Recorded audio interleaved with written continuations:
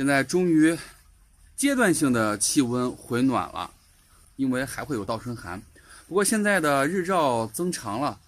至少是棚内的温度逐渐的回升。在闷了将近2个月的时间，终于可以对这些草莓下手操作了。这2个月基本上从12月份到现在，将近2个月的时间，草莓的叶片能看到，因为温度低或者是水肥的利用率比较低，草莓的叶片有发红、发黄、失绿、老化的现象，但是一直在隐忍，不能操作。终于天放晴了，气温回升了，我们开始做打老叶的工作。很多朋友说，飞宇，你的苗子为什么不能销售呢？有那么多苗，我说苗子苗情不好，因为温度比较低。趁着这样一个天气，跟大家再一次聊一聊打老叶和什么情况下去打草莓叶片的这样一个话题。首先来说，咱们说的是2个概念。第一个概念是打老叶，就是说草莓的叶片老化了、失绿了、枯萎了、焦枯了，我们需要把这个老叶去掉，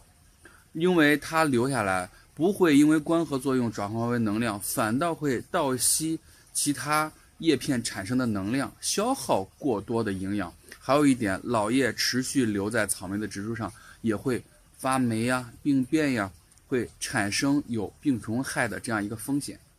第二种情况打叶片呢，即使是有些叶片还处于光合作用的状态，还是在某种程度上可以称之为功能叶，可是我们为了促生更多的新生叶片，为了让草莓的茎基部长粗，让我们现在的这些草莓苗子长得更壮，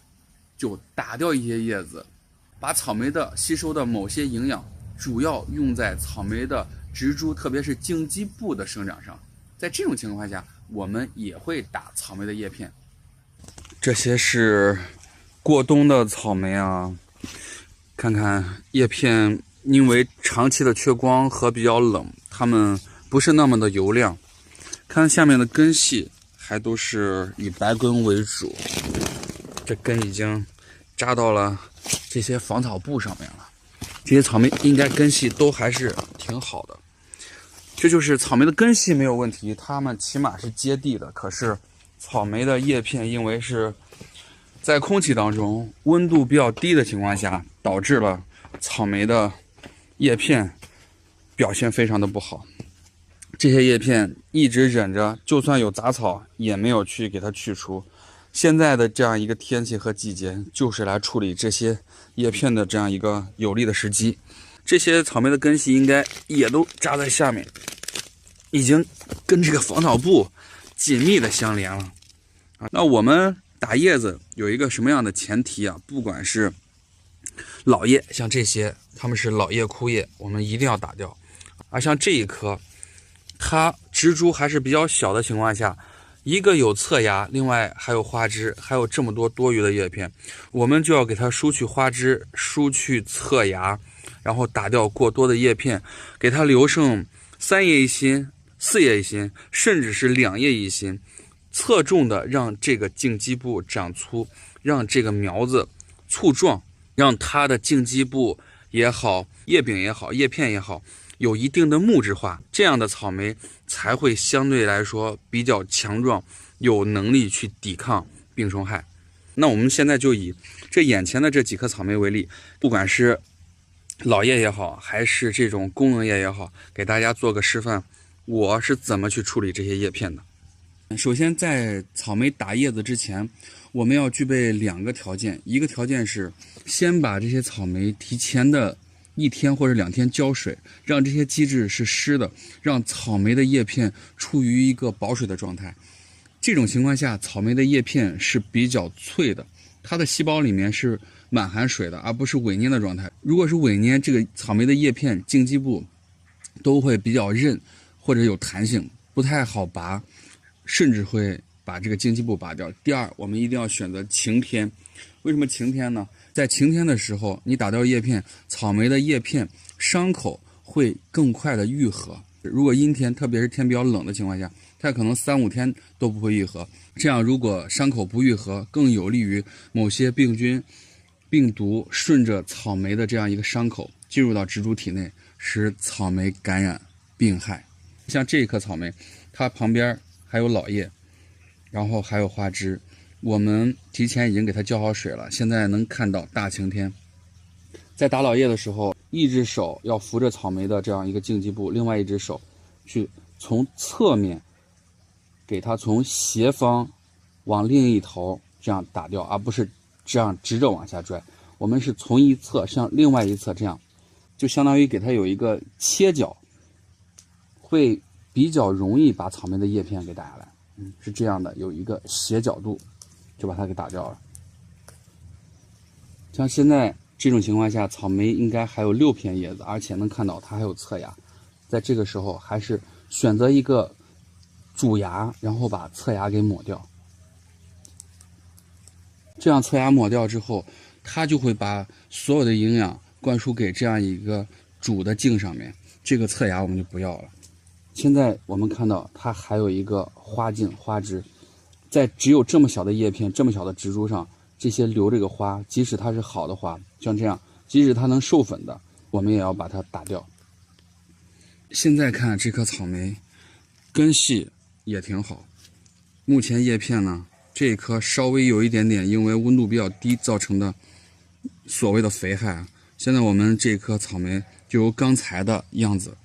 现在打上了3叶一心。根据现在这样一个天气，温度能持续在20度、15度左右，它们在1个月的时候，估计还能再长出来2片新叶，能做到4叶一心或者5叶一心。我们现在看看刚刚的这一颗比较大的，而且也是叶子比较多的，都需要给它做一个去叶子的这样一个程序。就是我们现在看这些，虽然是在最下面的叶片，它们还是比较绿的，按道理来说它们还都能称之为功能叶。可是咱们仔细看看这个草莓的叶片，这还有草，草就不说了，一定是要拔掉的。那这颗草莓看起来挺丰富啊，挺饱满，可是目前的这样一个状况，既有花果，这颗还是所谓大家说的真红美龄，也就是称之为黑珍珠的，它的果子已经是花芽分化成型了，但是它这边既需要给花的营养生长，又需要给侧芽供营养。就算是看到了这么多叶片，因为它们的所谓的这几片叶子就算是功能叶，供给它们这么多营养生长和生殖生长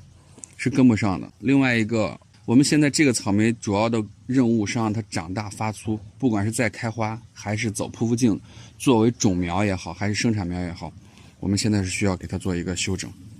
首先这个花枝是比较容易去掉，我们最好还是一只手来